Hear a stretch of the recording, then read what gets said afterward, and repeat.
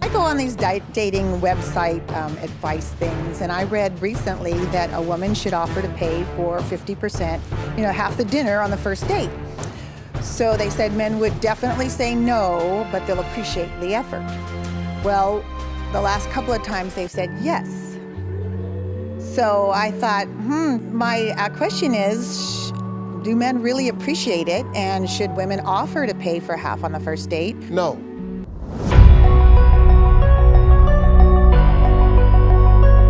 Recognizing these signs is critical, even though it might be hard for you to accept it. Now, the fact that you're even watching this video tells me that you're already thinking that this relationship isn't gonna last.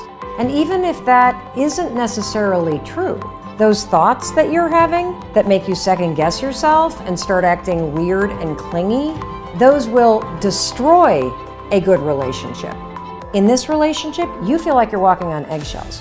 You don't know how to act when you're in public or when you're around their friends. You aren't sure if you should hold hands. You're uncomfortable talking about your feelings because you don't know if they're on the same page. All of these things mean you don't feel comfortable being you.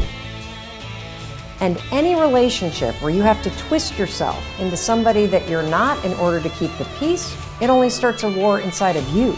And those kind of relationships, they always blow up. The second estimate how radical a technology that is. That's Right. especially for men. I do feel that deep down that all these people, men and women alike, are always longing for something more meaningful. Well, I think that that's generally the case. I mean, part of the reason for a relationship is sexual contact, obviously. Mm-hmm. Well, that's you don't necessarily need a relationship for that.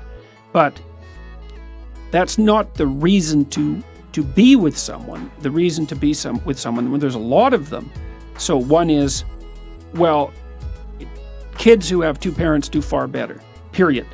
The data on that is crystal clear. It doesn't mean that there aren't many single parents who struggle to do a wonderful job. Right? Yeah. That's not the same thing.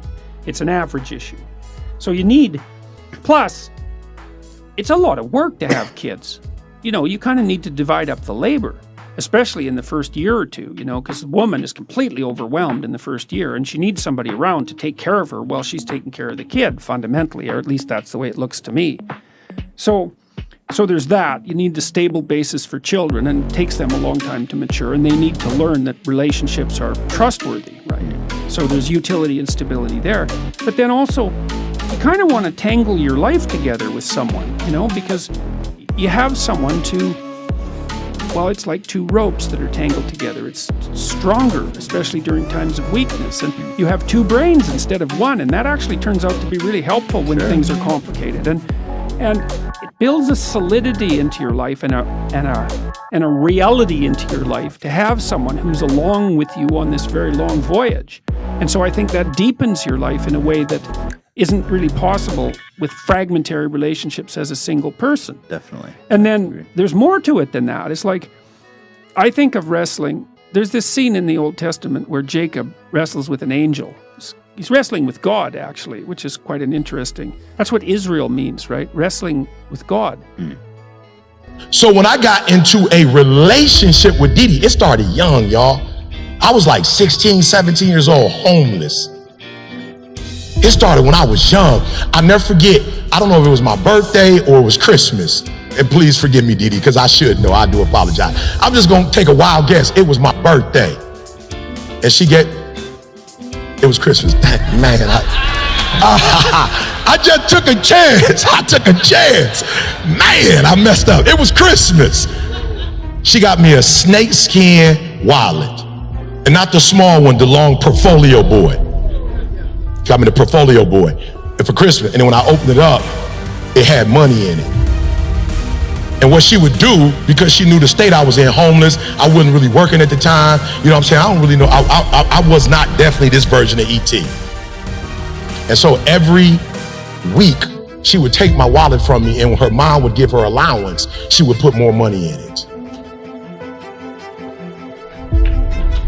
No, for real.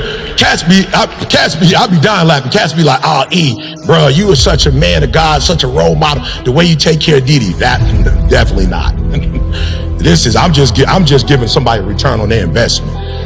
This ain't what you think. I ain't no nice guy. You know what I'm saying? I'm not no loving dude. I'm not like a knight in shining armor at all. I'm just not stupid. Don't appreciate it, and you shouldn't offer it. It's just, look, I really get sick of dating sites trying to play both sides of the fence.